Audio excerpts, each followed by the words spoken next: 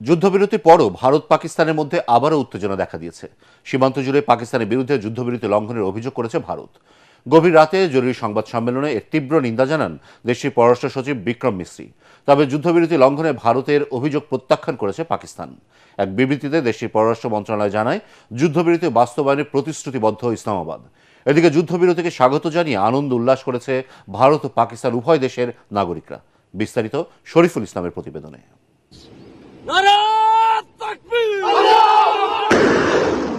গেল কয়েকদিন ধরে পাকিস্তানের হামলা নিয়ে ভারতীয় গণমাধ্যমে ছড়ানো তথ্য সন্ত্রাসের জবাব দিয়েছেন পাকিস্তানের সেনারা। নিজেদের অভিযানের সেই ভিডিও প্রকাশ করে তার প্রমাণ দিয়েছে দেশটির সশস্ত্র বাহিনী। একই সাথে ভারতকে স্মরণ করিয়ে দেয় তাদের সামরিক সক্ষমতা।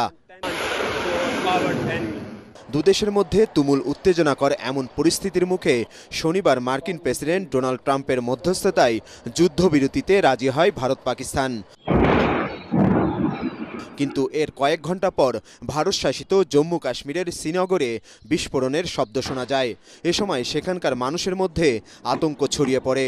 শ্রীনগর জুড়ে বিস্ফোরণের ঘটনায় যুদ্ধবিরতি নিয়ে প্রশ্ন তোলেন মুখ্যমন্ত্রী ওমর আবদুল্লাহ। ভারতের পররাষ্ট্র সচিব জানিয়েছেন, যুদ্ধবিরতির পরও পাকিস্তান তা লঙ্ঘন করেছে।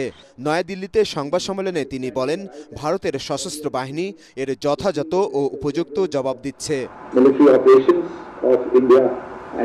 পাকিস্তানের প্রতি আহ্বান জানাচ্ছি, তারা যেন যুদ্ধবিরতি লঙ্ঘনের ঘটনাগুলো গুরুত্ব সহকারে বিবেচনা করে। পরিস্থিতি পর্যবেক্ষণে নজর রাখছে ভারত।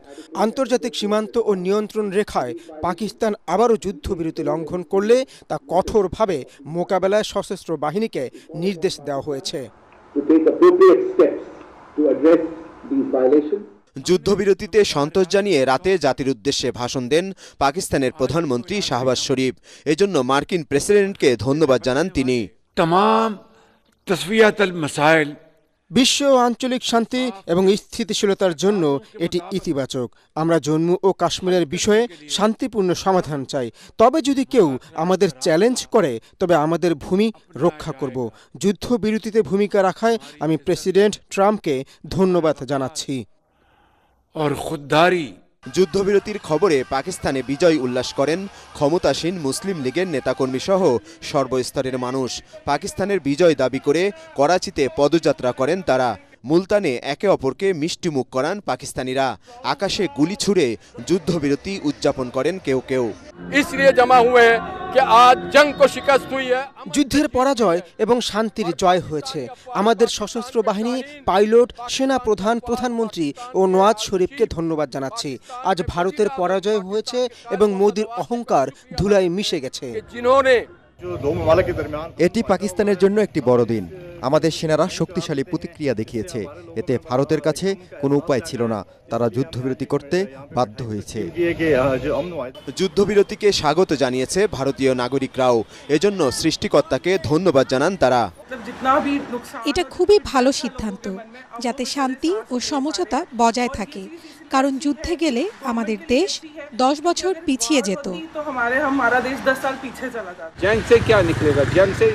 যুদ্ধ আমাদের কিছুই দেয় না। আমি আল্লাহকে ধন্যবাদ জানাই যে আমাদের প্রধানমন্ত্রী একটি সেমি শান্তি ঘোষণা করেছেন। এটি দারুণ সংবাদ। তবে যুদ্ধবিরতির ঘোষণা দিলেও স্থগিতই থাকছে সিন্ধু নদীর পানি চুক্তি। ফলে যুদ্ধবিরতির ভবিষ্যৎ নিয়ে থেকেই গেল অনিশ্চয়তা। শরীফুল ইসলাম, এটিএন বাংলা।